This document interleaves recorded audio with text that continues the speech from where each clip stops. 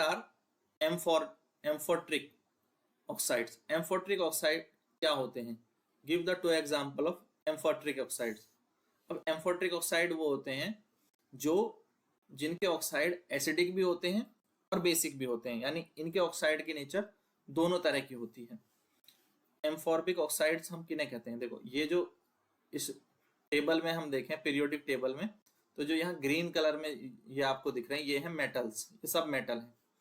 और जो यहाँ आप पिंक में देख रहे हैं, ये सारे नॉन मेटल हैं, ये सब नॉन मेटल हैं।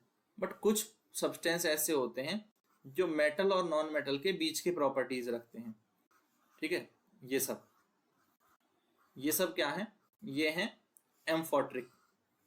ठीक है, एम्फोट्रिक ऑक्साइड्स इनके बनते हैं। क्यों? क्योंकि इनके ऑक्साइड कौन से ऑक्साइड हैं? विच react with acid and base both.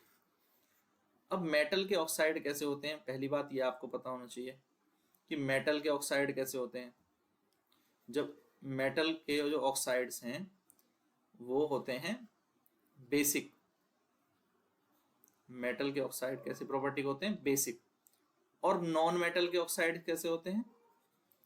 Non metal oxides ये होते हैं एसिडिक होते हैं। अब एक बात समझें कि ऐसे ऑक्साइड्स जो जो मेटल के ऑक्साइड होंगे, जो बेसिक होंगे, तो ये एसिड के साथ रिएक्ट करके साल्ट बना लेंगे। और जो एसिडिक होंगे नॉन मेटल के ऑक्साइड, वो बेस के साथ रिएक्ट करके सॉल्ट बना लेंगे। ठीक है, सॉल्ट प्लस वाटर।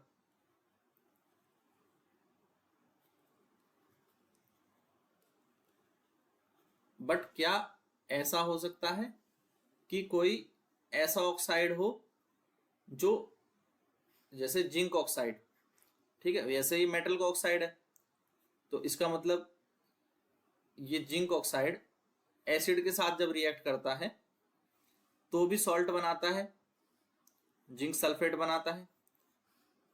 यानी इस समय इसकी नेचर कैसी हो जाती है? बेसिक हो जाती है, क्योंकि एसिड के साथ रिएक्ट कर रहा है।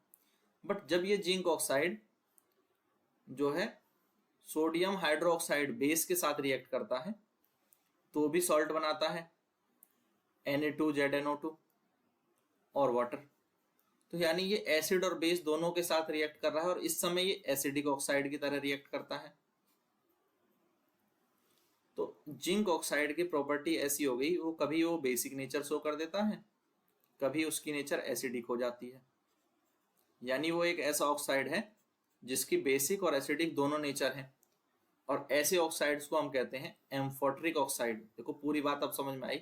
एम्फोट्रिक ऑक्साइड क्या है? जिनकी बेसिक और एसिडिक दोनों नेचर होती हैं, यानी ये बेस और एसिड दोनों के साथ रिएक्ट कर सकते हैं, और दोनों के साथ ही सॉल्ट एंड वाटर ही बनाएंगे। ठीक है, जैसे एल्युमिनियम ऑक्साइड हो सकता है Al2O3, जैसे जिंक ऑक्साइड हो सकता है, जैसे लेड ऑक्साइड हो सकता है। तो इनकी प्रॉपर्टीज ऐसी होती हैं कि ये एसिड और बेस दोनों के साथ रिएक्ट करते हैं। ठीक है, तो जो एसिड के साथ भी रिएक्ट कर सकते हैं, सॉल्ट और वाटर प्रोड्यूस करें, और जो बेस के साथ भी रिएक्ट कर लें तो भी सॉल्ट और वाटर प्रोड्यूस करें, तो ऐसे ऑक्साइड्स होते हैं एम्फोट्रिक ऑक्साइड। ठीक है, तो ये अब क्लियर हो गया होगा। अब नेक्स्ट